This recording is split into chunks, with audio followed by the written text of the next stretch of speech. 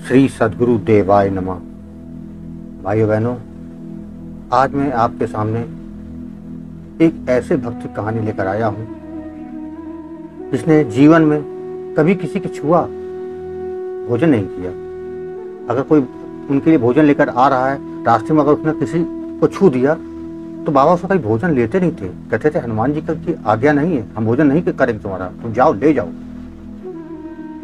आज ऐसे ही एक भक्ति कहानी आपको सुनाने जा रहा हूँ। लेकिन उससे पहले जिन लोगों ने गोकुल भवन अयोध्या यूट्यूब चैनल को अभी तक सब्सक्राइब नहीं किया है, उनसे निवेदन है कि चैनल को सब्सक्राइब कर दें और बेल आइकन अवश्य दबा दें, जिससे नए वीडियो का नोटिफिकेशन समय समय पर आपको मिलते रहें।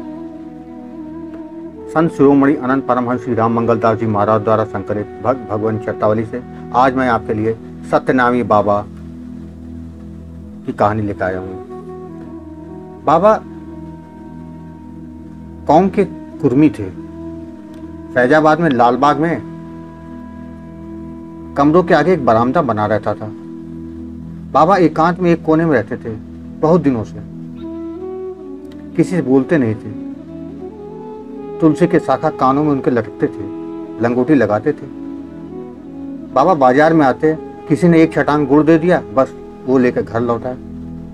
किसी ने मुट्ठी चना दे दिया, बस उसको लेकर वापस आ गए। फिर वही हनुमान जी को भोग लगाते और वही वो पा लेते। हनुमान जी से उनका विशेष प्रेम था। इसी प्रेम ने उनके अंदर के पट खुल गए। सब देवी देवता के साक्षात दर्शन होते थे उनको। एक बार महाराज श्री यानी परमहंस श्री राम मंगलदास जी महाराज वहाँ गए और उनको अपने साथ आश्रम गोकुल भवन ले आए। यहाँ वो 7 दिन रहे। एक दिन उन्होंने कहा, भैया हम किसी की सेवा नहीं लेते, आपका प्रेम था इसलिए हम आ गए, हमको वहीं भेजाओ। महाराज जी ने उनको वापस वहीं भिजवा दिया। महाराज जी से एक बात कहा था उन्होंने कि चौथे दिन 4 चना मिले खा कर रह जाओ और भगवान में सूरत लगी रहे, वही केवल भगवान की गोद में खेलेगा। हम यहाँ भोजन थोड़ा ले लेते हैं, वहाँ कभी किसी के यहाँ खाते नहीं। हनुमान जी ने कहा है कि अशुद्ध भोजन ना करना, नहीं तो अंधे हो जाओगे, इसलिए हम किसी के दूसरे के यहाँ भोजन नहीं करते, हम अपना ही भोजन करते हैं। एक बार की बात है, एक पारसी महाराज जी के पास आया और महाराज जी से विनती करने लगा, भगवान हम कर्जी हो गए हैं, कोई उपाय बताइए। महाराज जी ने कहा, कोई शुद्ध भक्त हो उससे भोजन बनवा कर भेज दिया करो तो सब ठीक हो जाएगा। फिर महाराज जी ने जाकर बाबा से कहा तो बाबा ने कहा, आपके कहने से हम ले लेंगे, हमने किसी के यहाँ आज तक भोजन नहीं किया। हमारे यहाँ जगजीवन साहब हनुमान जी को धूप देकर भजन करते थे, उनके चेला भी सब ऐसे ही धूप देकर करते हैं। जब वह भक्त ले गया तो कहा, बड़ी सफाई से लाना, अगर तुम रास्ते में किसी को छू जाओगे तो हम भोजन ना लेंगे, हनुमान जी का हुक्म है। शायद 7 दिन तक वो भोजन लाया, थोड़ा बाबा ले लेते थे। फिर अगले दिन जब लेकर आया तो बाबा ने उसको लौटा दिया और कहा, हम ना लेंगे, तुम सबको छू कर लाते हो, अशुद्ध हो जाते हो, हम अंधे हो जाएंगे, हनुमान जी की आज्ञा नहीं है। वो लौटा ले गया।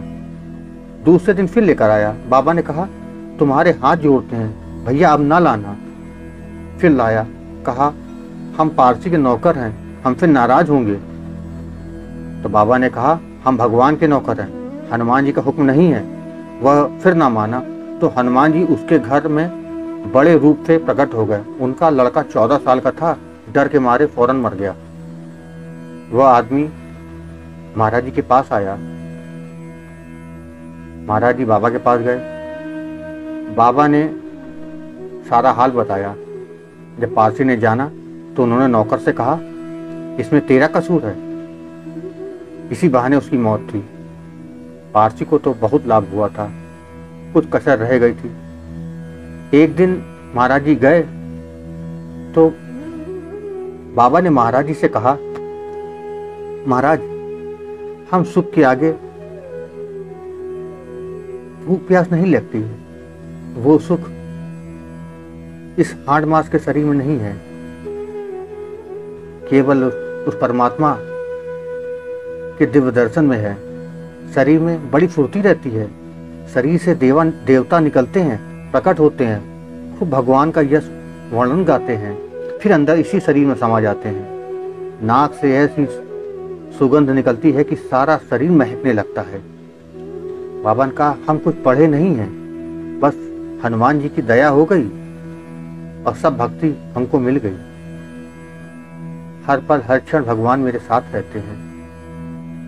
विभिन्न प्रकार के देवी देवता आते हैं, दर्शन देते हैं और वापस फिर इस शरीर में समा जाते हैं। बाबा जीवन भर भगवान का भजन किया और हनुमान जी ने जैसा कहा वैसा ही उन्होंने जीवन भर उसका पालन किया। 90 साल की उम्र में अयोध्या में गुप्तार घाट में उनको प्रवाहित किया गया। बाबा जहाँ रहते थे वहाँ एक मुसलमान दर्जी उसी बरामदे में था, कुछ दूरी पर। वो महाराज से उसने पूछा, यह पगला आपसे क्या कहता है? महाराज जी बोले, अब इसको कौन बताए कि वो पागल है कि कौन है। भगवान के सच्चे भक्त पागल ही होते हैं, क्योंकि उनको उस परमात्मा के अलावा कोई दूसरा दिन दुनिया में समझ में नहीं आता। उनकी सुबह भी उस परमात्मा के लिए और संध्या भी उस परमात्मा के लिए। भाई बहनों, आपको ये कथा कैसी लगी कमेंट बॉक्स में जरूर बताइएगा, और अगर कहानी अच्छी लगी तो उसको शेयर करना ना भूलिएगा। धन्यवाद।